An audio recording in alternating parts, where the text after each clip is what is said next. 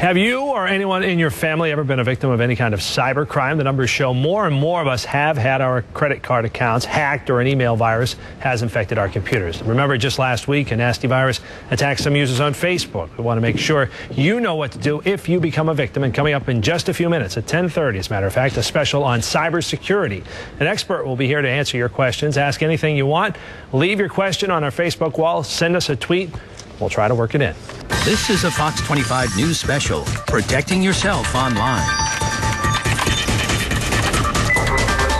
Facebook, Twitter, online banking. So much of our lives are online these days. While convenient, it also opens doors for people to take advantage. I'm Mark Ockerbloom. Hi, everybody. I'm Maria Stefanos. Tonight, we're going to try to help you help yourself with this Fox 25 special on cybersecurity. How to protect yourself. Let's begin, though, with some developing news when it comes to your security online.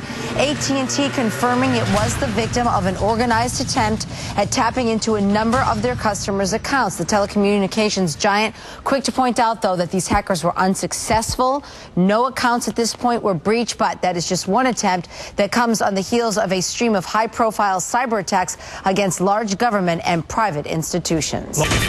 Welcome back. We've been asking you to send in your cybersecurity questions, and joining us now live from our Beacon Hill studio to give you some answers is McAfee consultant, identity theft expert, Robert Siciliano. Always good to see you, Robert. Thanks for joining us. Yep, thank you. Let's take question one. This is from Kelly Gaffney-Garenti. She asks on Facebook, recently it appears I got a virus and all of my email contacts were sent the virus. Exactly what kind of personal information of mine can be accessed by this hacker? Well, that it all depends.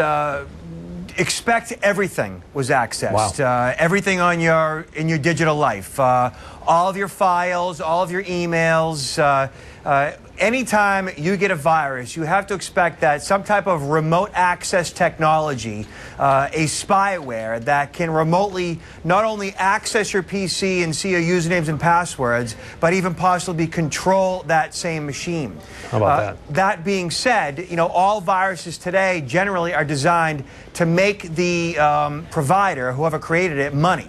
And that's their goal, is to turn that data into cash. So get rid of that virus as soon as possible, in other words. All right, last question here, and then we're going to have you back here in another segment as well. THERESA PALARDY also logged in on Facebook. Her question, it's a good one here. What about protecting our phones that are linked to our computers? Are they vulnerable too? Your phones are computers. Your iPhone, your Android.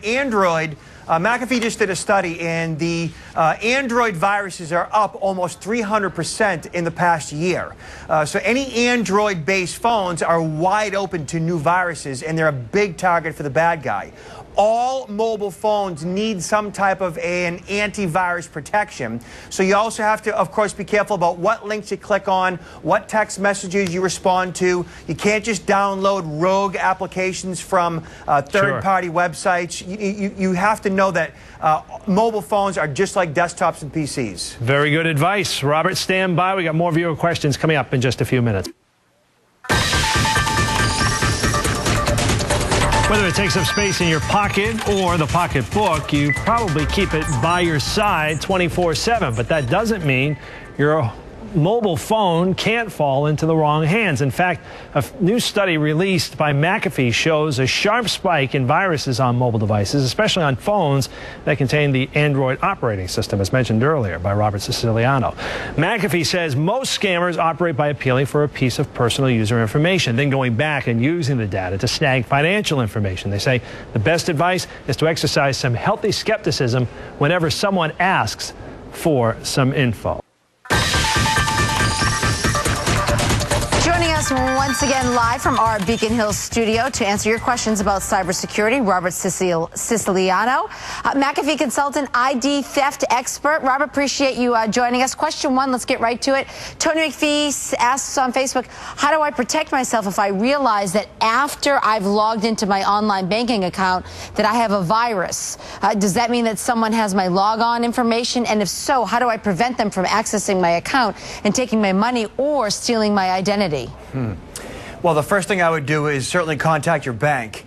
If you, for whatever reason, suspect that your PC has been infected and your credentials have been compromised, then of course the first thing to do is contact that banking institution, even if it's on the weekend, and let them know that you feel that your data has been compromised in some way, shape, or form. And they'll put an alert on your account and make amends to protect that funds from leaving that account. Beyond that, you want to be proactive, making sure that you install antivirus, anti-spyware, anti-phishing programs, so that stuff doesn't happen to you in the first place. Right. All right. Great answer. Let's get to Kelly Gaffney Guarente. She's asking someone installed VIEWFINDER program on my computer without my knowledge. Exactly how much information can that person actually view from his computer?